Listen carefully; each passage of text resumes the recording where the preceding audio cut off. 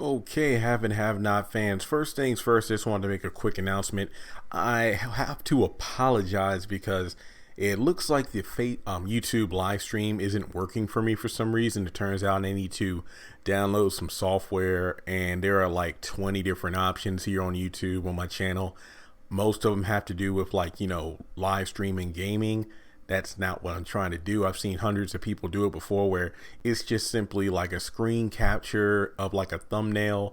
I could see people's questions popping up in chat and I'll answer them. So once I figure out how to do that, that's when I do a live stream. So I just wanted to throw that out there. Another thing is one of my videos, well, actually, I think in the past 24 hours, I know one day this week, it was probably on Monday, where I kind of like vomited like 6 or 7 videos within the span of an hour. And that's just because they've been laying in my video folder for a while, and I just want to get them out as quickly as possible just because I'm ready to move on to more projects with the channel.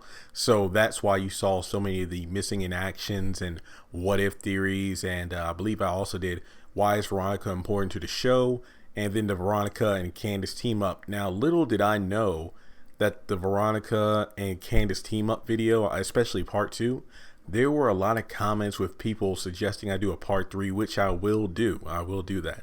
And I have about 5 or 6 other videos I want to do, but this one in particular is a few fans have been contacting me on Facebook and Twitter, and of course in the comment section on YouTube. It has to do with what if Amanda never died, and that's an interesting one. I actually talked about it. I believe I even did a video about John Snyder responding back to one of my tweets about if Amanda didn't die, and he said that Catherine would be off my back, she wouldn't be on my back, Veronica would still have her mind, and then Amanda would still be alive. Well, actually, I think the video I did was what if Candace never picked Jim Cryer as a blackmail target. So in this situation, if Amanda didn't die, now here's what I'm proposing. If I say Amanda didn't die, I'm kind of setting the stage for you here.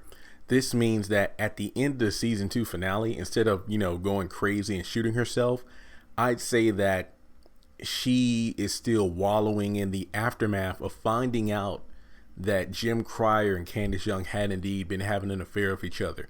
Now, this what if is going to pick up from there. So keep in mind, this isn't a what if she didn't get raped? What if she didn't stab Professor Cannon? What if she didn't get a lot of stuff, whatever.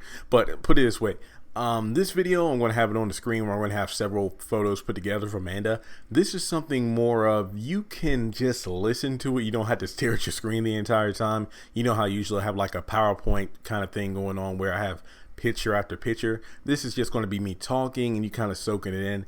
That's actually going to be how I do the next several videos, just because there'll be interesting what ifs in different scenarios as opposed to full fleshed out theories. So it'll be a lot easier for me to pick up the mic and jump right into the video instead of making announcements unless I really need to.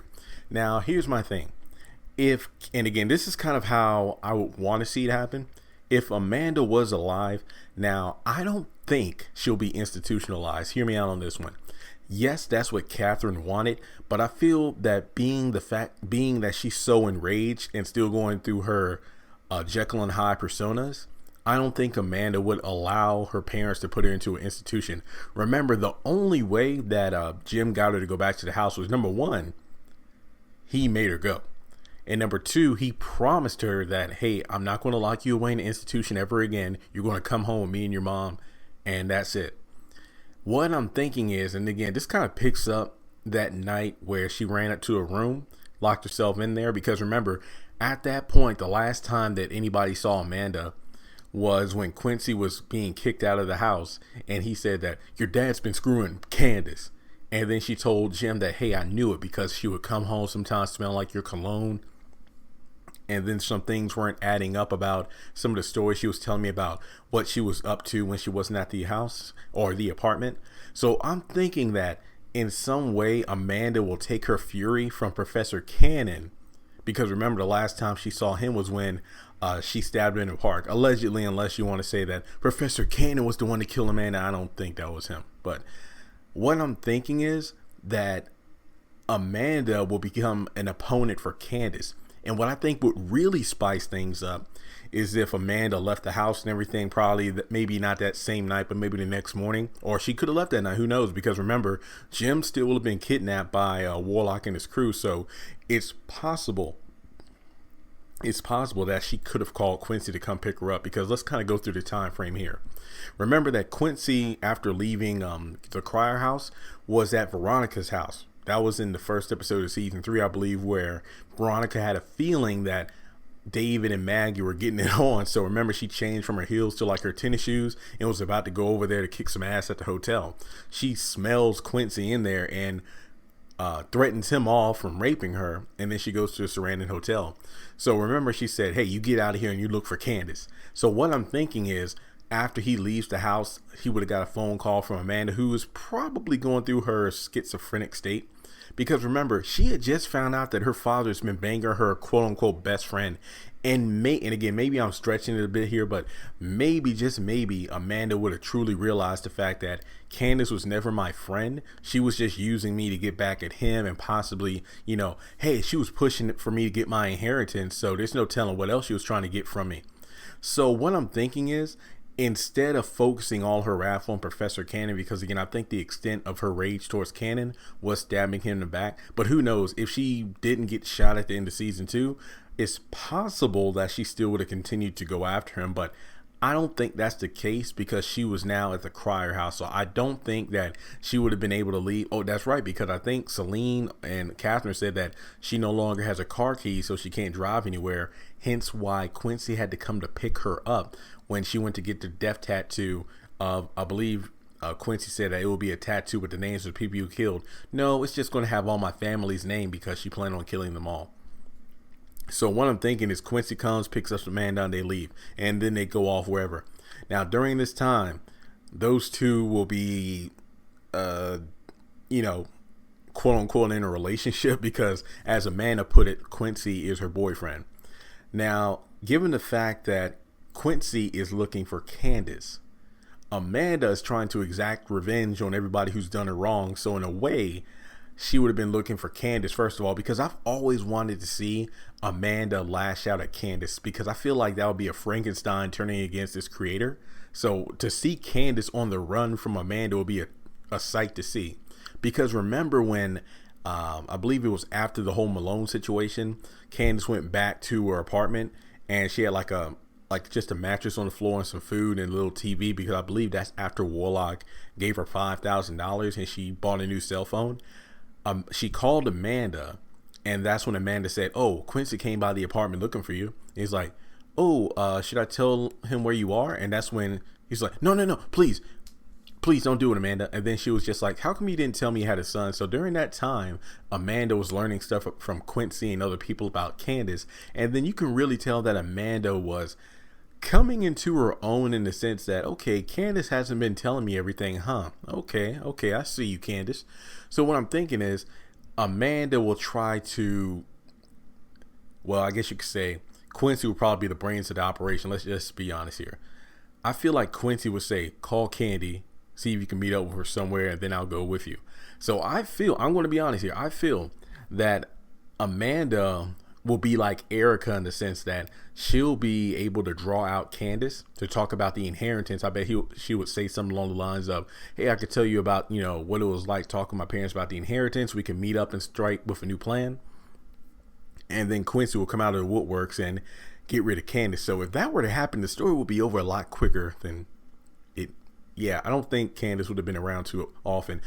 Let's just put it this way. Quincy would have probably knocked her off before Warlock became an enemy and Charles entered the picture. So believe it or not, I mean, let's just think about it. Believe it or not, Amanda might have been the hidden ace in the deck of cards when it comes to the haves and have-nots, because given the fact she was poorly written and her demise was just something I really didn't think came at the right time, because I feel like her character had so much potential, Amanda could have been a game changer.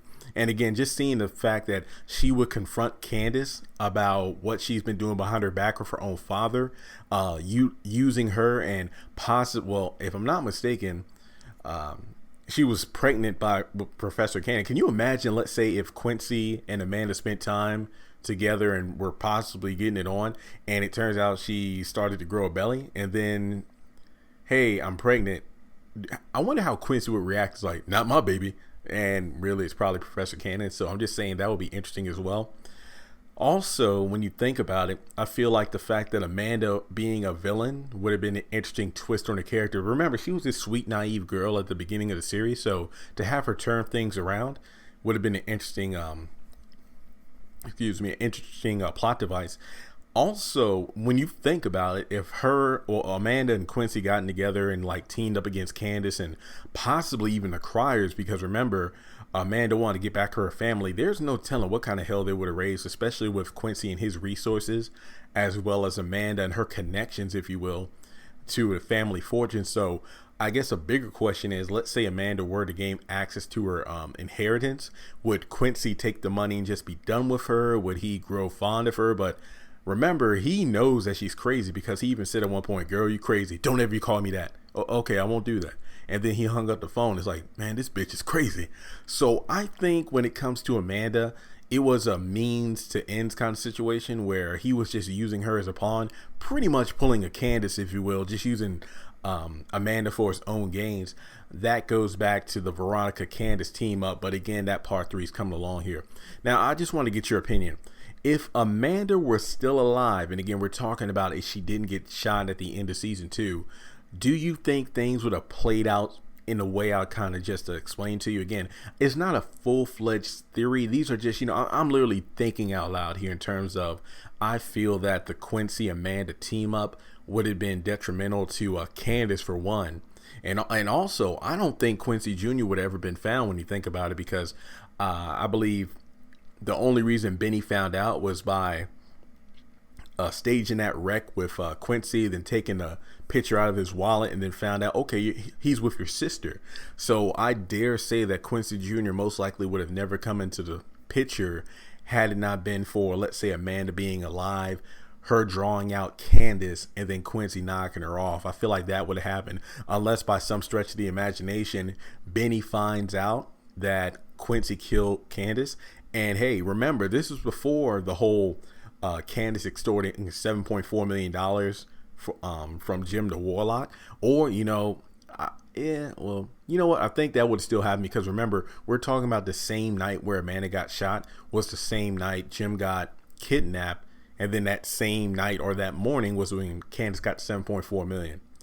So, yeah, I feel like the money would have happened, but I don't think, let's just put it this way, I don't think Warlock would have found out about the real amount of money that Candace extorted. Yeah. So I feel like even Benny and Warlock may team up to go after Quincy, and by extension, getting revenge for Candace's death. Maybe they would have found Quincy Jr. I don't know. So again, just a fun what if. Okay, no big theories. So in the comment sections below, I'm just looking for some, hey, what do you think about this? Do you want me to possibly do a part 2 of this, continue, this possible what if, or are there any other what ifs you'd like me to go into in terms of, hey, what if this character didn't die, or what if this character didn't make that decision? So again, just a fun little topic here, but the next video I'm going to do is hopefully a part 3 of the Veronica Candace team up, and I'll talk to you later.